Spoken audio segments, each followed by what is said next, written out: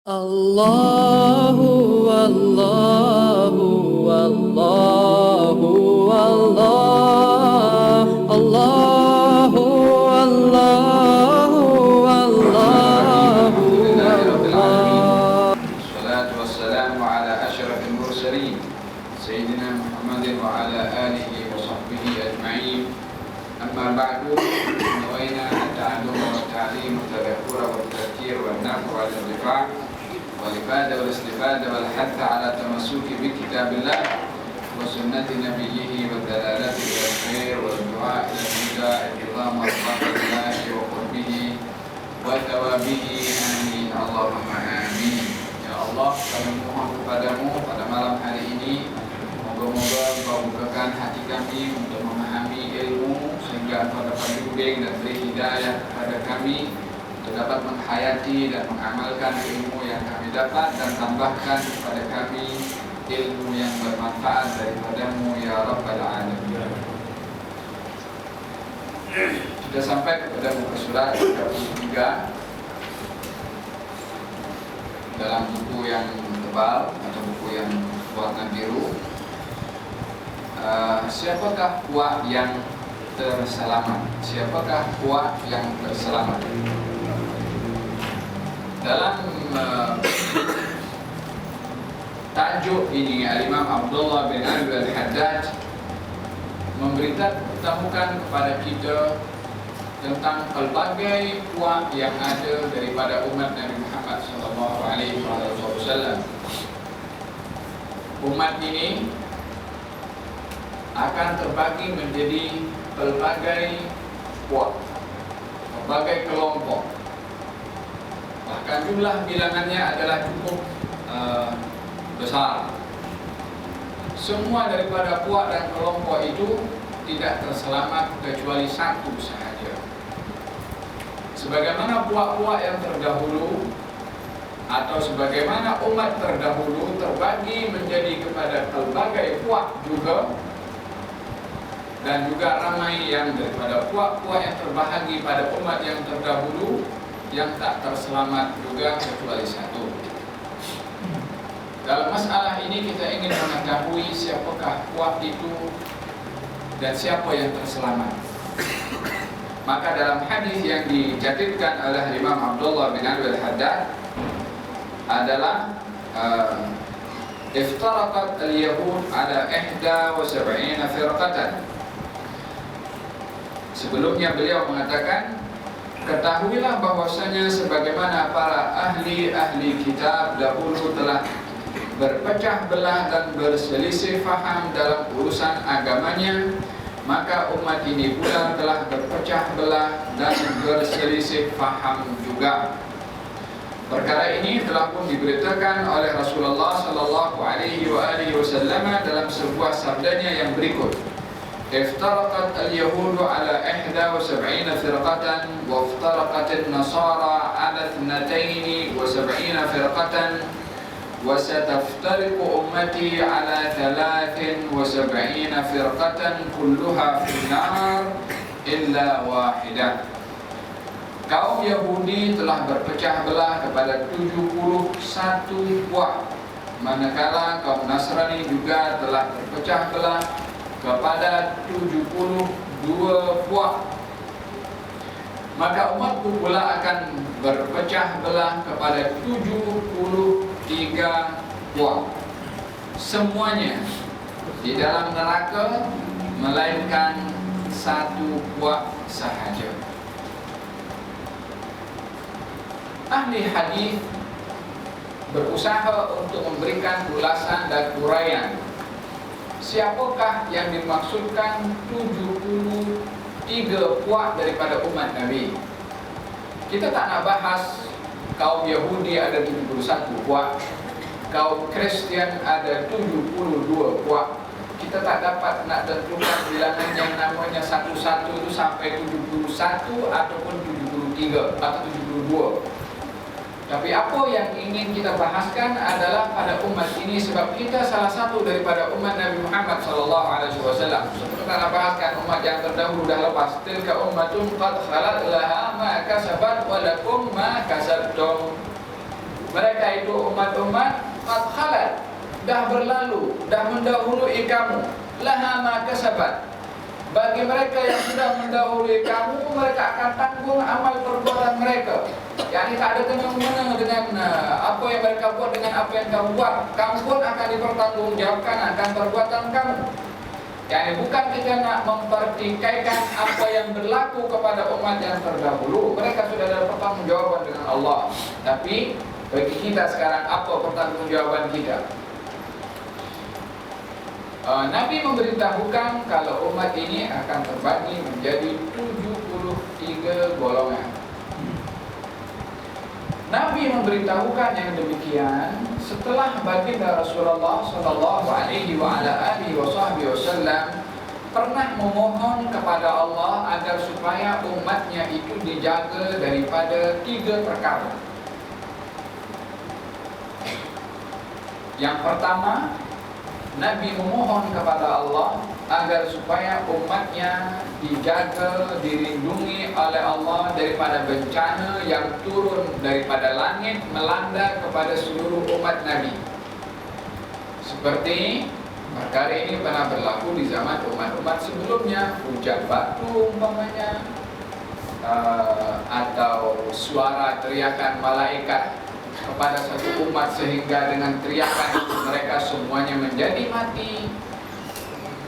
Ini azab menyeluruh kepada umat yang terdahulu datang daripada langit.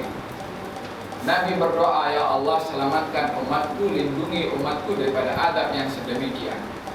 Allah menjawab, aku kabulkan. Yani tak akan ada azab yang datang daripada langit yang menyeluruh kepada seluruh umat Nabi Muhammad. Itu sudah jaminan dari Allah Subhanahu wa taala setelah Nabi memohonnya.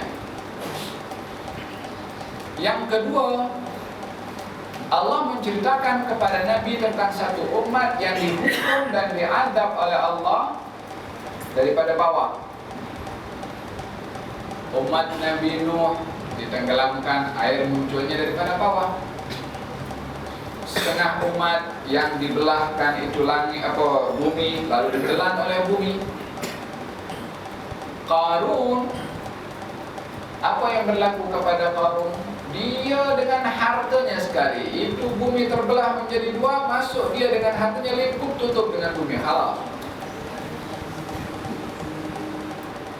Maka Allah ketika menceritakan tentang umat yang dihancurkan oleh Allah daripada bumi, Nabi pun berlindung, ya Allah selamatkan dan lindungi umatku dari jenis adab yang sedemikian. Allah menjawab, aku kabulkan.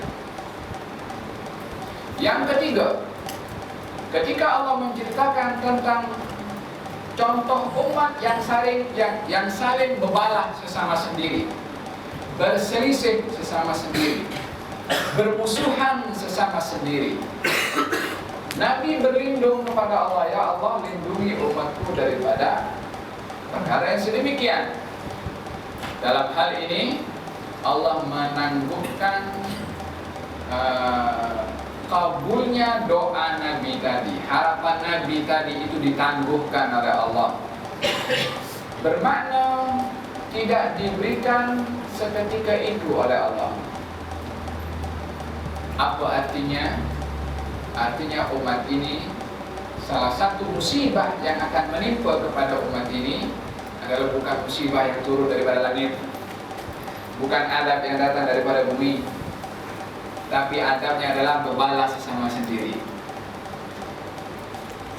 Ini sudah ketentuan yang berlaku kepada umat Nabi Muhammad sallallahu alaihi wasallam adalah bebalas sesama sendiri. Saya tidak maksudkan dalam arti perselisihan ini adalah perselisihan di dalam madhab, di dalam pandangan pendapat dalam syariah. Disebabkan oleh kerana perbezaan di dalam syariah itu adalah perbezaan ijtihad yang terpuji, yang memudahkan, yang menjadi keringanan kepada kita sebagai orang awam. Dengan adanya perbezaan pandangan ulama di dalam memahami nas Quran dan hadis, kita yang mendapat faidah. Contohnya dalam mazhab Imam Syafi'i memahami firman Allah Subhanahu wa taala, perkara yang membatalkan air wudu adalah menyentuh kepada perempuan. Aula mastumun nisa, atau kamu menyentuh perempuan, maknanya batal air sembahyang kamu. Sementara kita kalau nak pergi tawaf di Ka'bah, kita mesti berada dalam keadaan suci. Kita kalau pakai ihram, lebih-lebih lagi kalau pergi dengan kita punya istri, dengan kita punya siapa saja, kan mungkin kita pun berjalan terkena perempuan yang bukan muhrim, tak habis-habis kita punya tawaf. Maka di dalam hal ini kata Imam Malik mengatakan, tak, kalau bersentuhan dengan perempuan yang membatalkan air sembahyang, kalau tak ada syahwat maka tidak membatalkan air sembahyang. Imam Abu Hanifah pula mengatakan, tak, yang dimaksudkan itu bukan bersentuhan, tetapi bersama dengan istrinya, yakni jima'. Kalau bersentuhan saja maka dia tidak membatalkan air sembahyang. Perbezaan di dalam mazhab, contoh yang saya berikan memudahkan kepada kita orang awam bila mana pergi ke haji untuk kita mengambil pandangan mazhab yang lain. Ini berbalah antara Syafi'i, antara Maliki, antara Hanafi dalam satu masalah hukum, tapi perbezaannya mendatangkan manfaat kepada kita sebagai orang awam. Perbezaan yang dimaksudkan itu perbezaan yang menimbulkan permusuhan, yang melahirkan kebencian, yang melahirkan perasaan tidak suka kepada orang lain, yang melahirkan perasaan sombong, menganggap dirinya lebih baik daripada orang lain. Ketika berselisih, perselisihan yang seperti ini yang dimaksudkan akan berlaku kepada umat Nabi Muhammad sallallahu alaihi wasallam yang masih bermusuh-musuhan. Fatafshalu, kamu akan fail, akan gagal apa saja yang diperjuangkan. Wadadhaba rihukum, akan diangkat oleh Allah pertolongan dari Allah kepada kamu. Wadadhaba rihukum, akan dicabut pertolongan dari Allah Subhanahu wa taala. Sebab apa? Sebab perbalahan sesama kita. Jadi ada dua jenis perselisihan, yang satu terpuji, yang satu tercela. Perselisihan yang terpuji, perselisihan di dalam berijtihad, memahami nas yang masing-masing bersumberkan kepada nas dan hadis, dan masing-masing mempunyai pemahaman yang berbeza, tapi tidak menjadikan perselisihan di dalam pemahaman menjadi sebab kita bergaduh sesama sendiri. Aku Syafi'i paling betul, Hanafi tak betul, Maliki tak betul. Bukan Maliki dan Hanafi yang tak betul, awak yang tak betul. Sebab itu Syafi'i, itu Hambali, itu Hanafi, itu Maliki, imam berusaha untuk mengkaji maksud Allah dalam Quran dan juga hadis untuk diperjelaskan mengikut pemahaman yang Allah bagi kepada mereka. Tapi kita kalau persalahkan kepada mereka, maknanya kita seorang dia yang betul, awak yang salah, yang lain betul. Dan di dalam hal ini perselisihan yang dimaksudkan oleh Nabi SAW tak betul dan akan diangkat, dicabut pertolongan Allah daripada mereka. Perselisihan yang mengundang permusuhan sesama kaum muslimin. Lalu kalau semua siapakah 73 orang itu atau 37 kuat itu? Adakah termasuk Maliki, Syafi'i, Hambali, kemudian Hanafi, kemudian Al-Laythi, kemudian Auza'i, kemudian Zaidi, kemudian Imami, kemudian apalagi Zahiri? Adakah semua madhab dalam fiqh semuanya termasuk daripada 73 puak itu? Macam saya katakan, tidak. Hambali, Maliki, Syafi'i adalah termasuk dalam satu puak yang selamat tadi itu. Dan dikata semuanya tak betul kecuali satu. Siapa satu itu? Kita tak dapat mengatakan bahwasanya yang dimaksudkan 73 itu termasuk 4 atau 5 atau 7 madhab yang saya sebutkan. Madhab ini ada ramai. Kita jangan, madhab itu ada ramai. Hanya yang masyhur dalam ahli sunnah ada 4. Hanafi hidup pada tahun meninggal dunia pada tahun 150 Hijriah. Pada tahun yang sama Imam Syafi'i dilahirkan. Tahun meninggalnya Imam Abu Hanifah, tahun yang sama Imam Syafi'i dilahirkan. Kita jumpa lah Imam Syafi'i dengan Imam Abu Hanifah. Al-Imam Malik meninggal dunia pada tahun 190-an. Yani lebih kurang 40 tahun setelah Imam Abu Hanifah. Dan Imam Syafi'i sempat berguru lama dengan Imam Malik. Imam Syafi'i meninggal pada tahun 204 Hijriah. Dalam usianya 54 tahun dari Imam Syafi'i meninggal dunia. Imam Ahmad bin Hanbal adalah meninggal pada tahun 230-an. Saya ingat. Dia agak panjang umur Imam Ahmad bin Hanbal. Semua ini 4 orang ini mempunyai hubungan. Imam Malik ada hubungan dengan Abu Hanifah, Imam Syafi'i ada hubungan dengan Imam Malik, Imam Ahmad ada hubungan dengan Imam Syafi'i. Akur semuanya. Satu ketika Imam Syafi'i menziarahi Imam Ahmad bin Hanbal disebabkan Imam Ahmad bin Hanbal sakit. Diziarahi. Imam Ahmad melihat Imam Syafi'i datang sembuh, tak perlu minum obat.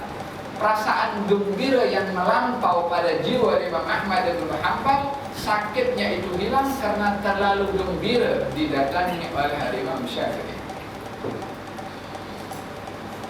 Pula yang sakit Imam Syafi'i yang berziarah, tengok orang yang amat dicintai dikasihi sakit, dia balik rumahnya dia yang sakit. Sekarang berbalik pula, Imam Ahmad bin Hanbal yang pergi ziarah Imam Syafi'i.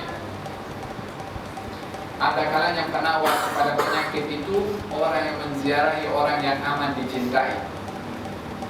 Jadi hubungan Imam Syafi'i dengan Imam Ahmad bin Hanbal macam itu. Ubat sakitnya Imam Ahmad bin Hanbal ketika Imam Syafi'i menziarah. Imam Ahmad bin Hanbal memuliakan kepada Imam Syafi'i amat luar biasa. Sehingga dia mengatakan Imam Syafi'i ini keberadaannya yang diperlukan oleh manusia umpama matahari. Manusia tak boleh lepas daripada matahari. Demikian Imam Syafi'i adalah amat diperlukan oleh manusia. Perumpamaan Syafi'i ini umpama sihat bagi tubuh badan. Yani kalau tubuh badan tak sehat, tak boleh buat apa. Imam Syafi'i kepada kita manusia adalah umpama sehat kepada tubuh badan, amat diperlukan.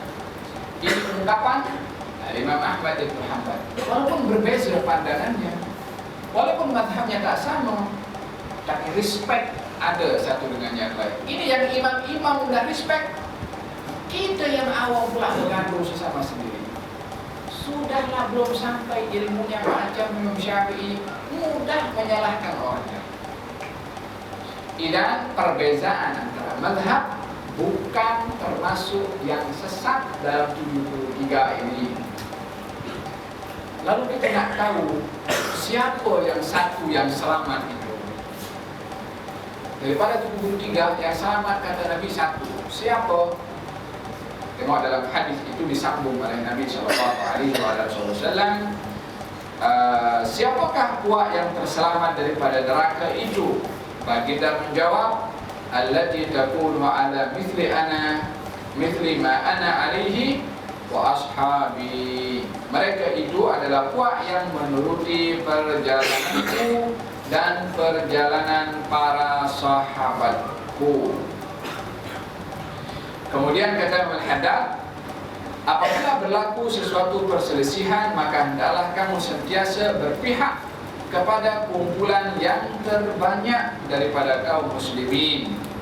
Syukur alhamdulillah sejak dahulu sampai sekarang para ahli sunnah wal jamaah itulah yang merupakan kumpulan yang terbanyak dari kaum muslimin.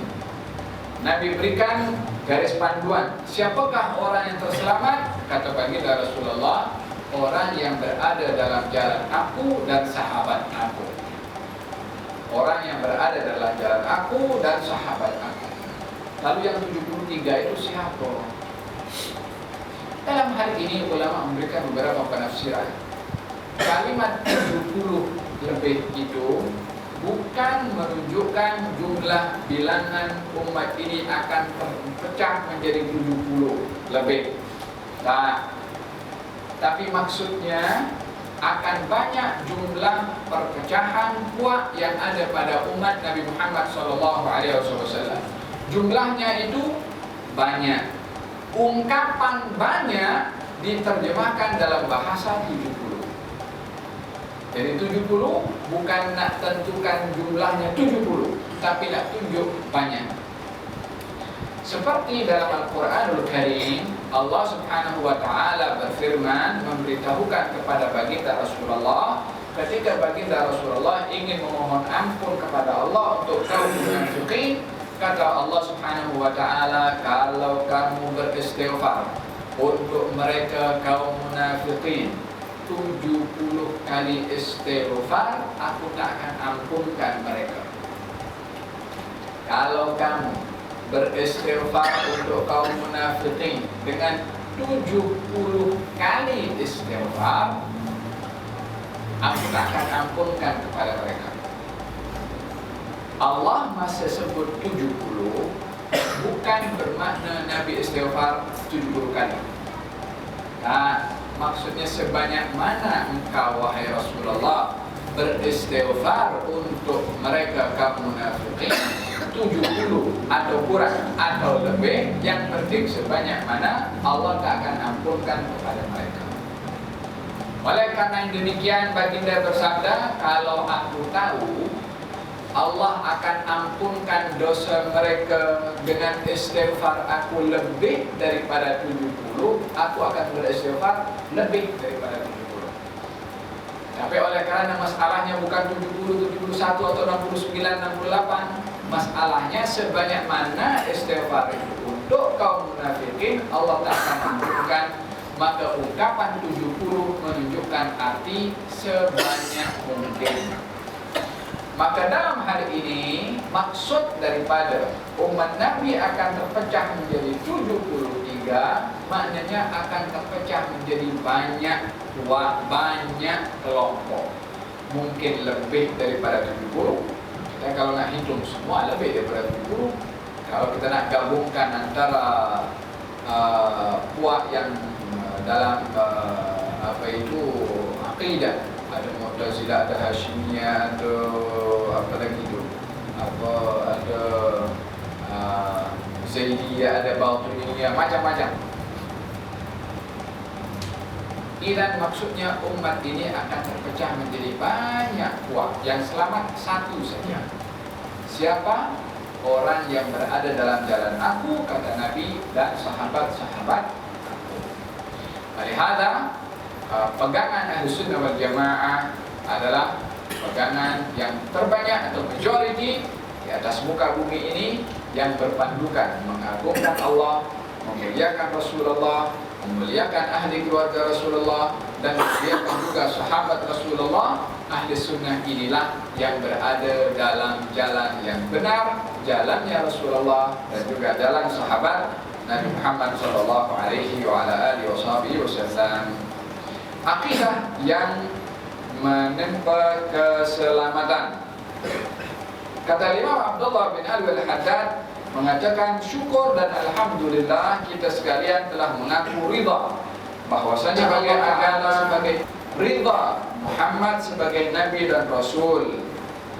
Kita juga mempercayai bahwa Al-Quran sebagai pegangan akidah yang membawa keselamatan, ridha kepada Allah sebagai Tuhan, ridha Islam sebagai agama, ridha Nabi Muhammad sebagai Nabi dan Rasul, percaya Al-Quran sebagai pegangan, percaya Ka'bah sebagai kiblat, percaya kaum mukminin adalah saudara kepada kita. Ini semua adalah bentuk daripada akidah yang benar. Akan dijelaskan oleh Imam Al-Haddad apa arti ridha kepada Islam, ridha kepada Allah, ridha kepada Rasulullah. Hanya disebutkan di sini apakah kedudukan yang diberikan oleh Allah kepada seseorang yang ridha Islam sebagai agama, Allah sebagai Tuhan, dan Nabi Muhammad sebagai Nabi. Kata baginda Rasulullah sallallahu alaihi wasallam, "Dzaqa ta'mal imani man radiya billahi rabban wa bil islami dinan wa bi Muhammadin nabiyya." Orang yang merasai kelezatan iman ialah orang yang meridai Allah sebagai Tuhan, menerima Islam sebagai agama, dan mengaku Muhammad sebagai Nabi. Akan merasai manisnya iman. Iman ini mempunyai kemanisan. Manisnya iman bukan dirasa oleh lidah seperti mana kita merasakan teh tarik ataupun apa saja jenis kopi yang kita kasih gula. Itu manis dalam fisikal. Tapi manisnya iman dia boleh dirasa oleh hati, boleh dirasa oleh sanubari. Sehingga terkadang seseorang itu berada dalam keadaan kepahitan, musibah yang menimpa kepadanya, akan tetapi jiwanya berada dalam punca kemanisan iman. Ada kalanya seseorang itu berada dalam kepahitan musibah yang menimpa, tapi dia berada jiwanya dalam punca kemanisan iman. Dengan apa? Dengan tegar ketika menghadapi musibah, tahu untuk menerima dugaan yang Allah beri kepada dia, tidak protes kepada Allah Subhanahu wa taala bila mana dipuji dan diduga oleh Allah Subhanahu wa taala. Salah seorang sahabat Nabi bernama Amir Al-Dhamani, salah seorang diutus oleh Nabi sallallahu alaihi wasallam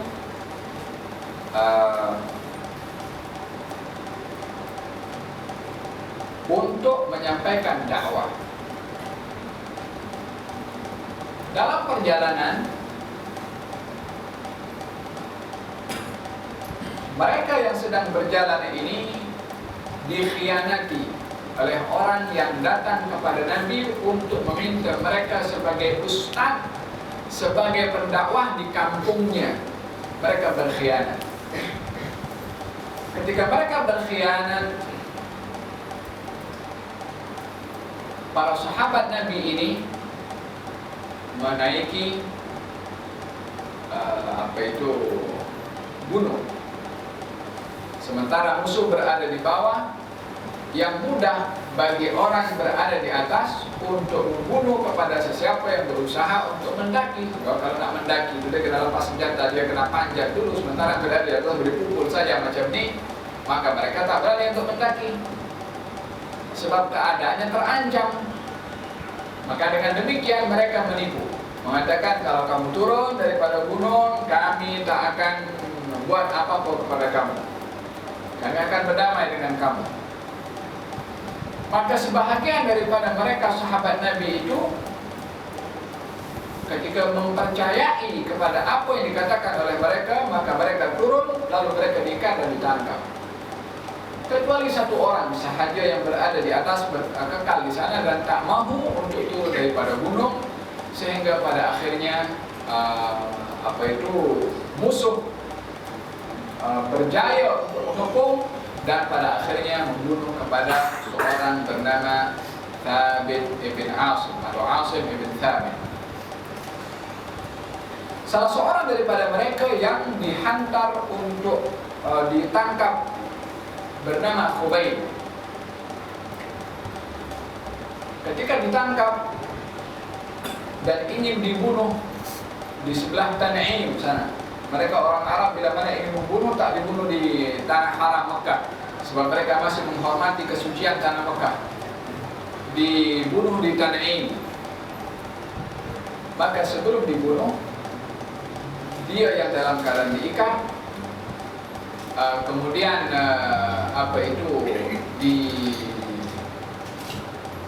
disalib dan dilukai anggota tubuh badannya satu demi satu.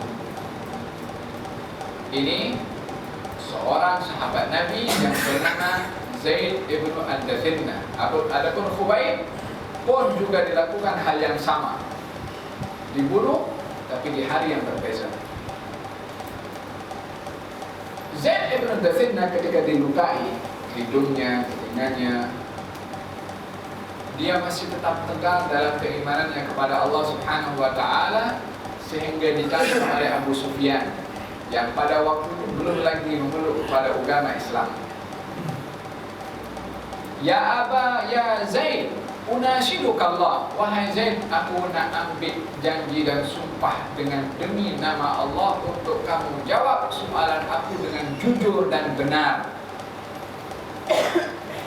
Kata Zaid sambil mengangkat kepalanya dan ingin mengetahui apa yang akan ditanya oleh Abu Sufyan, sementara dia tak berdaya disebabkan oleh kerana tubuh badannya itu dilukai satu demi satu, sehingga Abu Sufyan bertanya kepada Zaid, ya Zaid, mahukah kamu tempatmu ini aku tukarkan dengan Muhammad dan kamu berada di tengah-tengah keluarga kamu dalam keadaan selamat dan aman?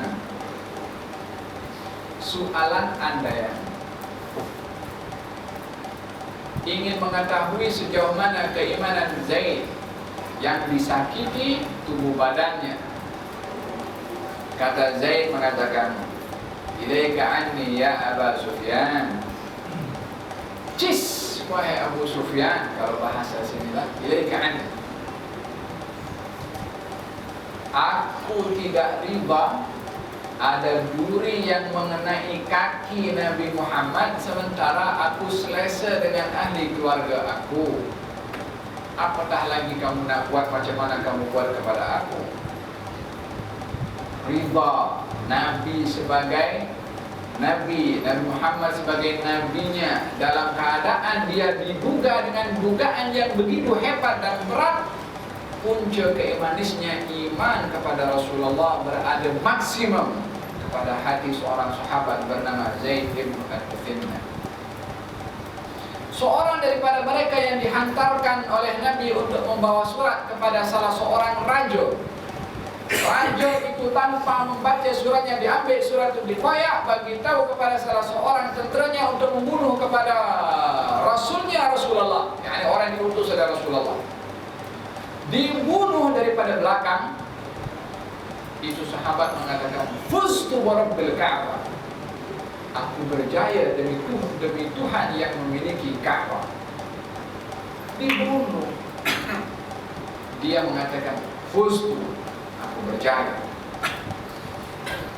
demi Tuhan yang mempunyai Ka'bah, yakni Allah Subhanahu wa ta'ala. Seorang bernama Abbad ibn Bishr. Kita kalau tengok kaji sejarah para sahabat, kita akan dapati bagaimana punca keimanan mereka itu menguasai jiwa atau menguasai tubuh badan mereka, sehingga kekuatan iman lebih nampak kepada mereka melebihi daripada kekuatan tubuh badan bila mana diuji atau disakiti. Akan terkalahkan dengan kekuatan iman, dengan manisnya iman.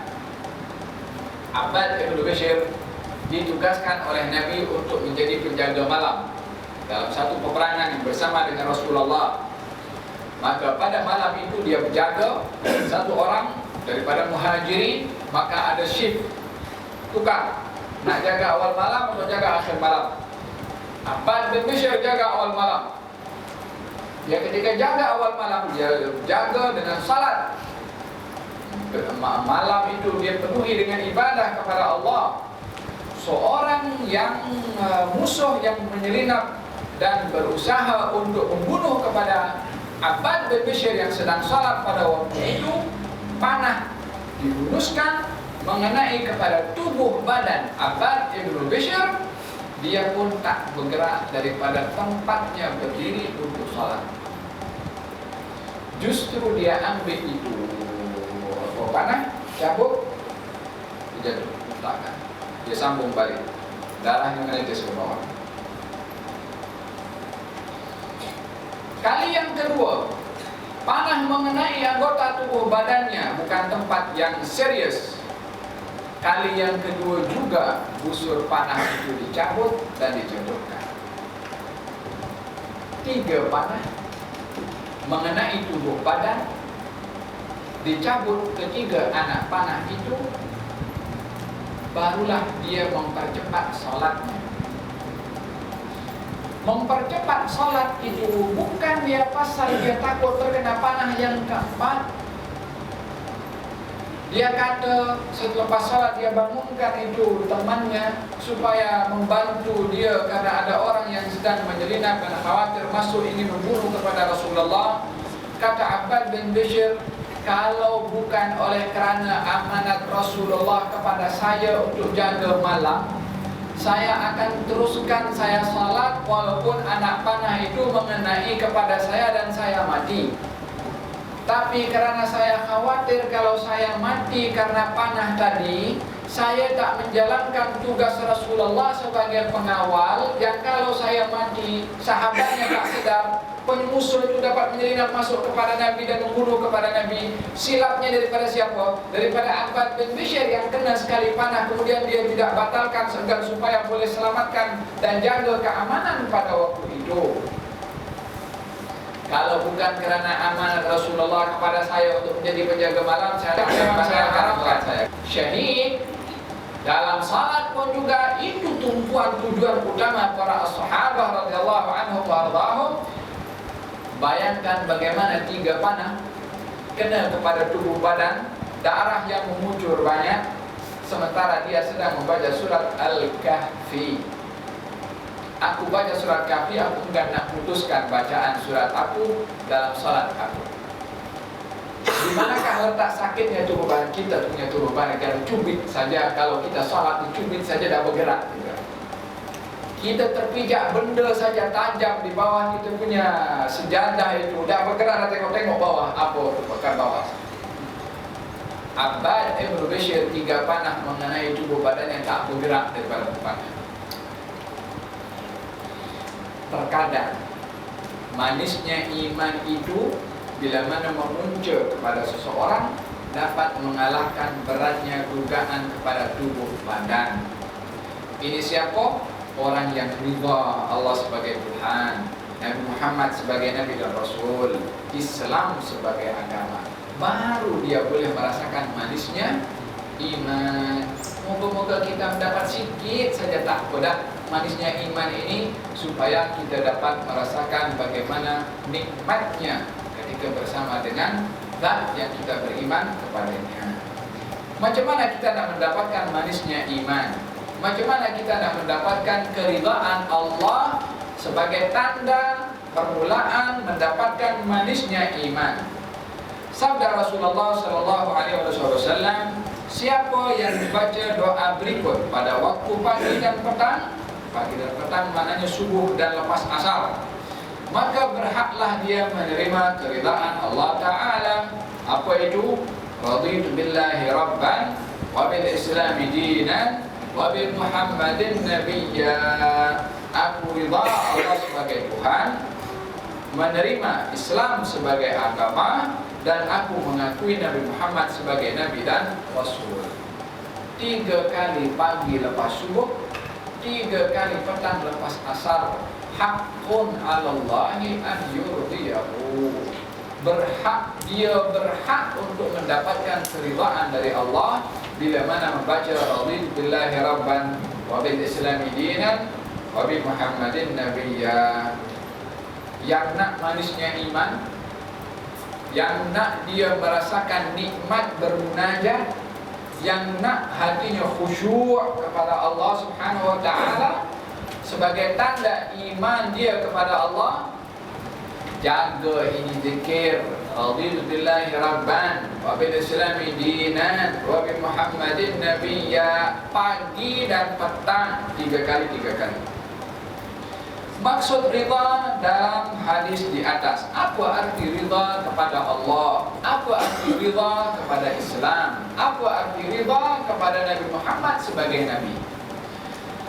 Kata Imam Al-Haddad mengatakan, ketahuilah bahwasanya siapa yang meridai Allah sebagai Tuhan, wajib atasnya meridai juga akan pentadbiran Allah Ta'ala dan ikhtiarnya terhadap para hambanya, serta pahit mau hidup yang ditentukan Allah terhadap dirinya. Seorang hamba harus menerima bahagian rezeki yang dikurniakan Allah terhadap dirinya. Ia harus sentiasa kekal dalam mentaati Allah dan menjaga segala kewajiban yang ditentukan ke atas dirinya. Ia wajib meninggalkan segala larangan Allah, sentiasa sabar dalam menghadapi bala bencana yang ditimpakan ke atasnya, sentiasa bersyukur atas nikmat dan kurnia Allah Ta'ala, selalu ingat kepada Allah Ta'ala dan bercita-cita untuk menemuinya. Ia harus meridai Allah menjadi tempat ia bergantung harapannya, memutuskan perkaranya, dan berlindung dari mara bahaya dan malapetaka. Sentiasa bersikap ikhlas dalam ibadah dan menyerah diri kepada Allah lahir dan batin. Dalam menjalani urusan hidup sehari-hari, ia tidak gentar, melainkan hanya kepada Allah sahaja, dan dia tidak mengharapkan terlaksananya sesuatu hajat dan kepentingan, melainkan Allah Ta'ala jua. Maha suci Engkau, wahai Tuhan. Ini arti ridha kepada Allah.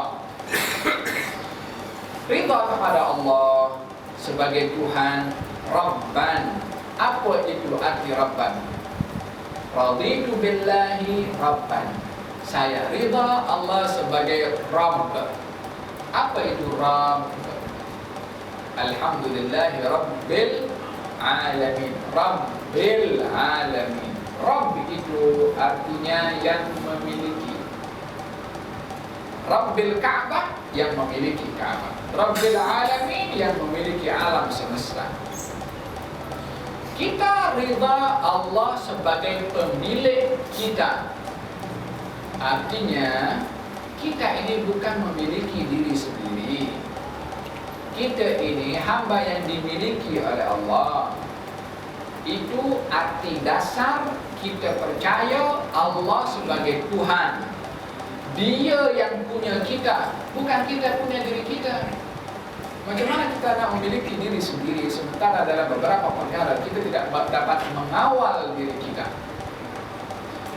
Kita kalau dalam keadaan gemetar, kita punya bibir menggigil, kita punya gigi kadang-kadang berhantuk satu dengan yang lain kalau lagi gemetar. Kita tak boleh kontrol itu. Kita nak buat sengaja, itu dia bergerak sendiri, ya kan? Atau kita bila mana terkejut refleks kita punya pergerakan di luar kawalan kita. Tak selalunya kita dapat mengawal diri kita sendiri. Kadang-kadang orang tidur, bangun, mengigau, dia buka pintu, dia pergi entah pergi kemana, pun tak dapat kawal dirinya sendiri. Dia kalau tidur, yang mengawal kerja otak untuk dia berjalan, bermimpi, entah pergi ke haji, pergi ke Makkah, entah ziarah Rasulullah, atau jumpa dengan kawan. Terkadang mungkin jumpa dengan orang yang dah mati. Siapa yang kawal dia punya otak? Itu aliran darah yang mengalir dalam tubuh barang kita, degupan jantung semua di dalam. Siapa yang mengawal? Kita tak mengawal. Kita dibagi siap oleh Allah Subhanahu wa Ta'ala. Dan kalau begitu yang mengawal kita semua ini siapa? Alladzi la ta'khudhuhu sinatun wa la naum. Dan yang tidak pernah tidur dan tak pernah mengantuk pun. Allah Subhanahu wa Ta'ala yang jaga semua. Kalau begitu dia yang punya kita, dia yang memiliki kepada kita. Kita bayangkan barang yang kita miliki, kereta yang kita miliki, kita berhak berbuat apa saja kepada kereta yang kita punya. Kalau kita ada 2 kereta, nak pergi kerja, nak pakai kereta warna merah, nak pakai warna kuning, terpulang kepada kita. Kalau nak bagi kereta itu kepada orang lain, terpulang kepada kita yang punya. Nak bagi kereta itu kepada sesiapa, yang mana satu. Sebab kita yang punya, kita berhak berbuat apa saja kepada barang yang kita punya. Yang mana mau disimpan, yang mana mau pakai, yang mana mau dikasih orang, itu milik kita. Ini barang yang kita punya. Allah pun mempunyai kita. Dia berhak nak uji kita dengan apa saja. Dia berhak untuk menentukan kita ini laki-laki atau perempuan. Kita tak minta kepada Allah, jadikan aku laki-laki, jadikan aku perempuan. Kita tak, nak minta pun tak boleh. Dan kita lahir, jadilah. Kita dijadikan rupa kita seperti ini pun Allah yang beri rupa kepada kita. Ada yang mukanya muka lonjong, ada yang muka bulat, ada yang putih, ada yang hitam, ada yang berjanggut, ada yang tak berjanggut. Allah yang desain kita punya rupa. Yang satu gemuk, yang satu kurus. Siapakah yang membuat itu semua? Yang mempunyai. Dia berhak nak buat apa saja, nak dirupakan dengan kulit apa saja, dengan rupa yang macam mana saja, terpulang kepada dia apa dia nak buat. Demikian juga bila mana Allah ingin menguji kepada manusia, yang satu diduga tak ada zuriat, yang satu diduga problem dengan anaknya, yang satu diduga dengan suaminya, yang satu diduga dengan istrinya, yang satu diduga dengan dia punya bujangnya. Terpulang kepada dia nak menguji manusia dengan apa. Kita tak ada hak nak menghukum Allah. Pasal engkau uji aku dengan benda yang tak kuat. Kalau kita sudah mempertikaikan Allah, kita sudah merasa kita mempunyai diri kita sendiri. Kita sudah condemn atau mempertikaikan kepemilikan Allah kepada kita. Maka dalam hal ini raditu billahi rabban, yang problem kepada orang ini. Kalau kita yakin Allah yang punya kepada kita, dia berhak nak uji kita dengan apa saja. Tugas kita berhadapan dengan ujian yang Allah bagi, bukan mempertikaikan kenapa Allah uji aku dengan itu. Kita tak ada hak. Untuk macam kita kalau nak buat ini contoh saja, guru kalau nak buat soalan kepada anak muridnya yang exam, terpulang pada guru itu ujian soalan apa yang patut diberikan. Tak boleh nak boleh guru, kenapa kamu bagi soalan yang tak boleh jawab? Ini murid yang tak tahu adab kepada gurunya. Kalau tak boleh jawab, ya jangan jawab. Tapi dipertikaikan kenapa guru bagi soalan itu. Soalan ini adalah mesti dikembalikan kepada murid, itu sudah yang tak faham. Idan arti raditu billahi rabban, Allah yang punya kita, Allah yang memiliki kepada kita, dia berhak untuk berbuat apa saja kepada kita. Kalau demikian, tanda kita itu ridha Allah sebagai Tuhan, ridha dengan segala takdirnya, dengan keadaan ekonomi kita, dengan keadaan ahli keluarga kita, dengan keadaan rupa kita, dengan keadaan apa saja yang kita hadapi di dalam hidup. Raditu billahi rabban, ya Allah, ridha apa saja kamu beri kepada aku. Ahasiban nasu ayyutraku ayyaqulu amanna wa hum la yuftanun. Adakah manusia ini menyangka hanya boleh mengatakan, ya Allah, aku sudah beriman kepada engkau, wa hum la yuftanun. Mereka tak diduga oleh Allah, cukup dengan hanya mengatakan beriman, tak diduga oleh Allah Subhanahu wa taala. Walaqad fatanna alladhina min qablihim fala ya'lamanna Allahu alladhina sadaqu wa la ya'lamanna al-kadhibin. Yang sebelum kamu aku dah ciptakannya, dan siapa dari kamu yang dusta dalam imannya bila mana diduga dengan ujian. Wahakala tak ada seorang pun di dunia yang tak diduga, tak kaya, tak miskin, tak laki-laki, tak perempuan, tak gemuk, tak kurus, tak kecil, tak besar, semuanya diduga oleh Allah Subhanahu wa taala. Hanya kalau kita melihat sekecil mana dugaan yang menimpa kepada orang lain dan melihat sebesar mana dugaan yang menimpa kepada kita, kita membandingkan seakan-akan mengatur Allah, apa pasal duga aku berat, duga yang lain dalam dugaan yang kecil. Kita tidak disuruh oleh Allah untuk mempertikaikan apa yang Allah duga kepada orang baik, itu hak Allah. Tapi kita disuruh untuk bermuamalah dugaan yang Allah bagi kepada kita. Macam mana kita bersikap? Itu yang menjadi hak kepada kita untuk kita tahu. Alhamdulillahi Rabban. Baik.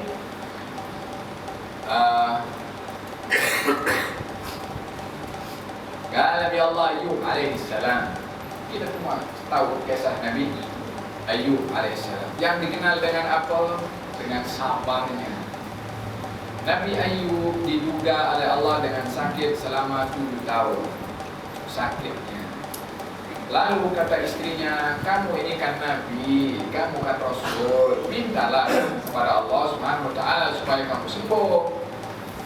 Kata Nabi Ayub mengatakan, aku diberi sehat oleh Allah 70 tahun. Sakitnya baru 7 tahun, 10% daripada 70 tahun. Macam mana aku nak minta kepada Allah? Malu nak minta. Bagi sehat 70, dugaan belum 50% pun juga. Nak minta sehat kepada Allah, takut tak betul, takut kurang ajar kepada Allah, seakan-akan tidak rela dengan dugaan yang Allah bagi. 7 tahun sakit. Faham dong? Hidup ini adalah lautan daripada dugaan. Tak ada orang hidup ini nak selesa. Tak kira kaya, tak kira miskin, macam-macam problem. Tak ada orang hidup di dunia selesa daripada A sampai Z, daripada lahir sampai mati. Tak ada. Ini dunia sudah darul bala, tempat diduga, tempat diuji. Hanya saja ujian dan dugaannya macam-macam. Kita jangan menyangka orang yang hidupnya selesa apa semua dengan apa saja dia miliki, tak pernah sakit pun juga. Tahukah siapa orang tak pernah sakit di dunia ini? Firaun. Kenapa sakit? Dan juga kalau tidak silap saya Namrud, pun tak pernah sakit. Last kali bagi dugaan oleh Allah kepada Firaun, memanglah yang ada bilang Namrud. Apa dugaannya? Nyamuk.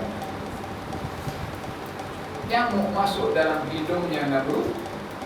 Namrud tak boleh tidur kecuali hantukkan kepalanya berkali-kali sampai berdarah. Baru dia agak tenang sikit, baru dia boleh tidur. Sampai pecah kepalanya.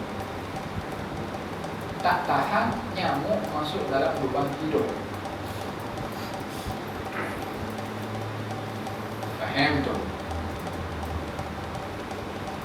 Dugaan yang terberat dirasa oleh seseorang bukan sakit, bukan miskin, bukan susah menghadapi hidup, tapi orang yang diduga dengan lalai kepada Allah, itu dugaan yang besar. Walaupun hidupnya selesa, walaupun hidupnya penuh dengan nikmat, kalau dalam kehidupannya lalai daripada Allah, tak ada yang lebih berat daripada orang yang diduga oleh Allah dengan kelalaian tersebut. Apa nikmatnya?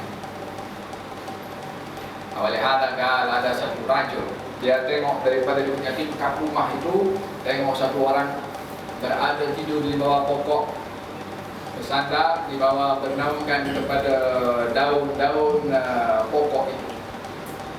Maka dia bangun daripada tidurnya, dia buka beg yang dia bawa, ada roti kering. Roti kering itu dibasahi dengan air, ada sungai di hadapannya. Dibasahi dengan air sungai, kemudian dah mula lembut sikit, potong dia makan. Dillun wa khubzun wa ma'un ni'matun min akbarin ni'am.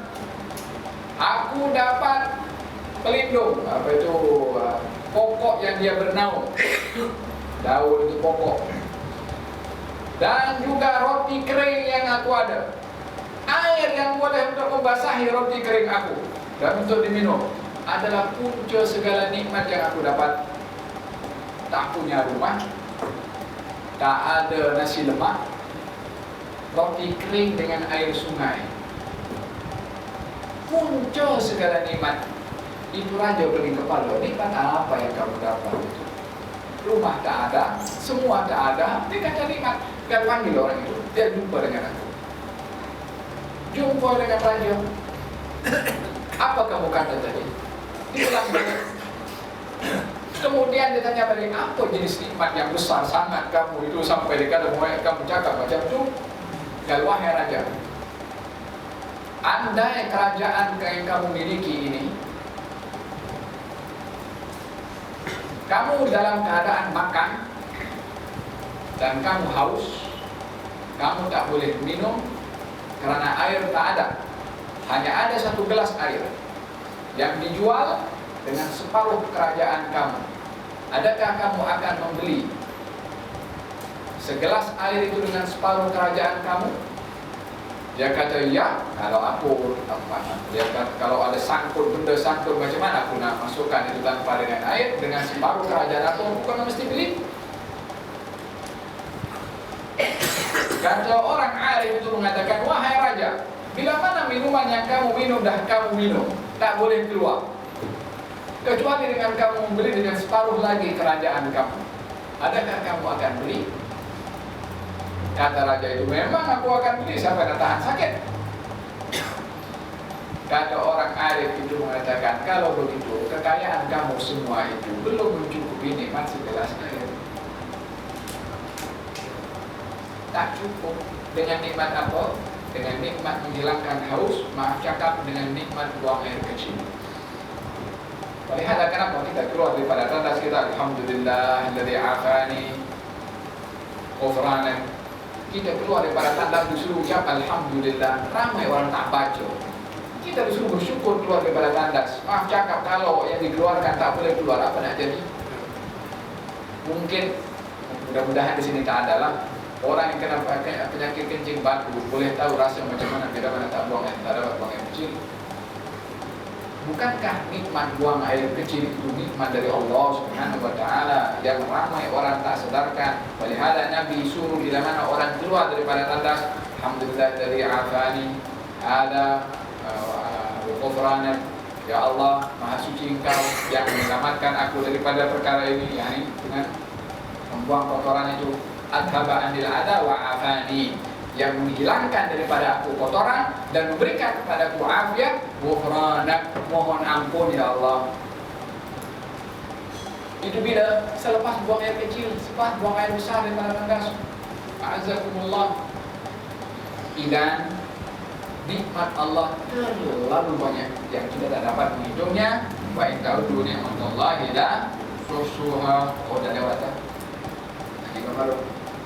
Baik, ada berkenaan dengan raditu billahi rabban. Kemudian mengakui, menerima Islam sebagai agama. Macam mana menerima Islam sebagai agama?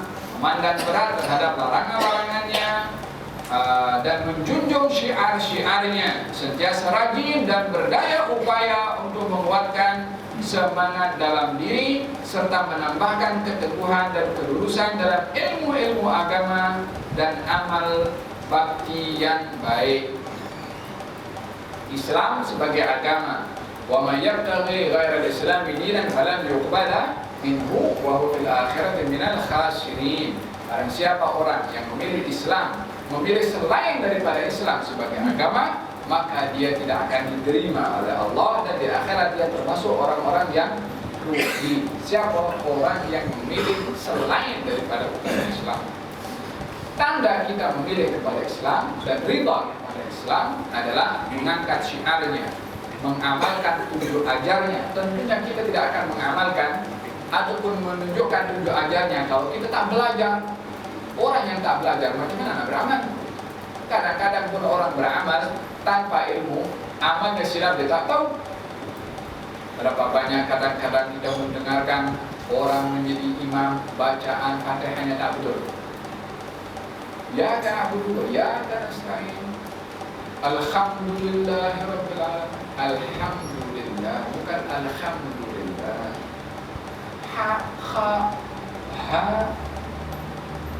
Bismillahirrahmanirrahim. Bismillahirrahmanirrahim. Di dalam Fatihah ada 14 sabdu yang wajib untuk dibaca. Kalau sabdu gugur tak sah dia punya Fatihah. Orang menjadi imam kena mesti tahu baca sabdu 14 dalam Fatihah saja. Siratal ladzina Jangan dibaca siratal ladzina. Da dengan za yang berbeza.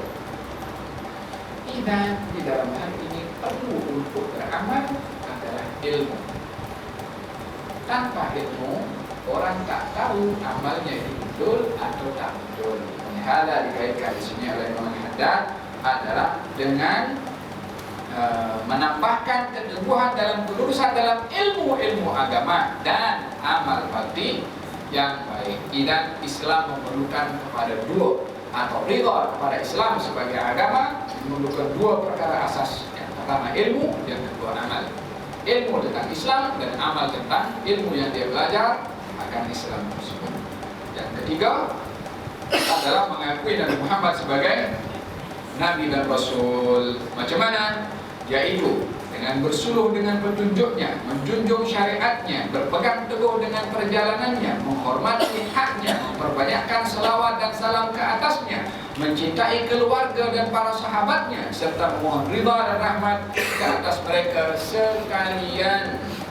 Itu tanda kita ridha kepada Nabi Muhammad sebagai Nabi, mengakui beliau sebagai Nabi, menjunjung tinggi akan haknya, berselawat akan kepadanya, menjunjung ajarannya untuk ditunaikan, meniru ibadah kita dengan ibadah Nabi Muhammad SAW, menghormati orang-orang yang ada hubungan kaitannya daripada ahli keluarganya dan juga sahabatnya.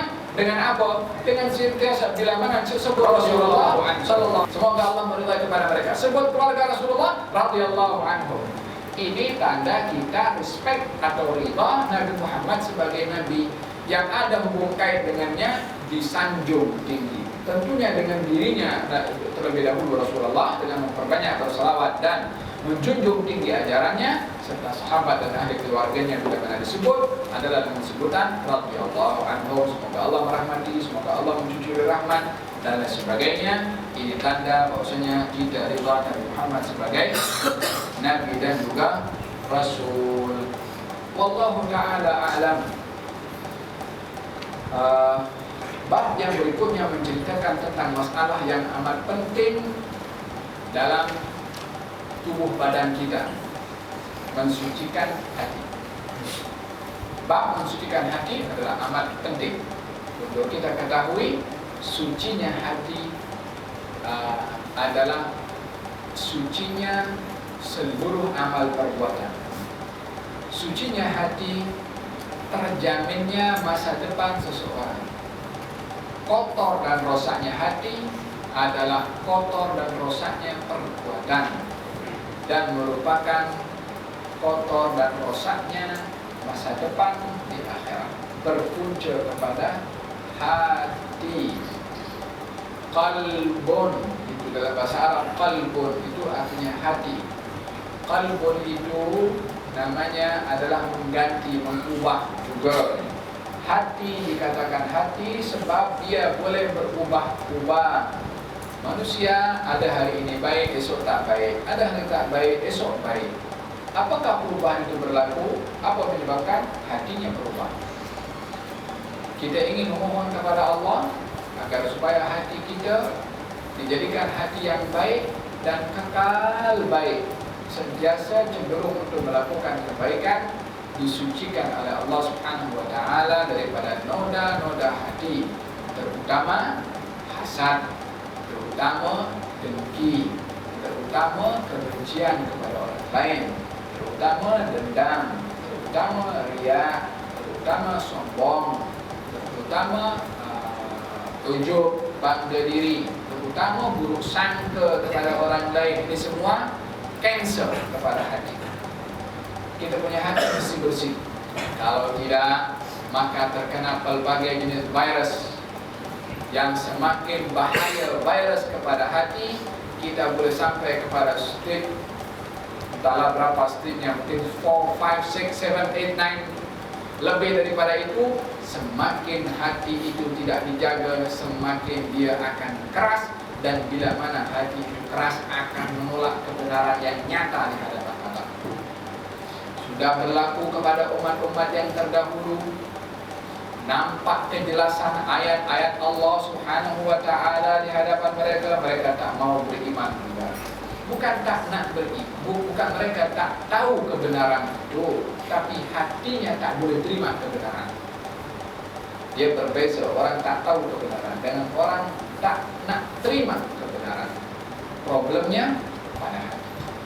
InsyaAllah kita akan bahas pada bulan hadapan, bila mana berpanjang umur, sehat walafiat, kita akan bahaskan berkenaan mensucikan hati. Macam mana tip mensucikan hati yang dimaksudkan oleh Imam Abdullah Ibn Alwi Al-Haddad. Di antara doa Nabi selalu kami minta kepada Allah agar supaya hatinya disucikan oleh Allah Subhanahu wa taala. Allahumma ati nafsi taqwaha wa zakkiha anta khairu man zakkaha anta waliyuha wa maulaha. Itu doa Nabi. Ya Allah, berikan kepada jiwa dan hati aku ini ketakwaannya, dan sucikan hati aku ini, sesungguhnya Engkau yang maha mensucikannya. Allahumma ati nufusana taqwaha wa zakkiha anta khairu man zakkaha anta waliyuha wa maulaha. Allahumma ja'al qulubana salimah hatta atu ilaika mutaradin anna ya rabbal alamin. Naji qulubana min al-hasad, naji qulubana min al-haqid, naji qulubana min al-riya, naji qulubana min al-sultan, naji qulubana min al-kibr ya rabbal alamin. Allahumma naji qulubana min al-amrad al-batina wal-zahira hatta tankashif lana ajaib qudratik ilaina ya rabbal alamin. Sallallahu alaihi wasallam wa ala alihi wasallam. Alhamdulillah. Taqabbalallahu minkum.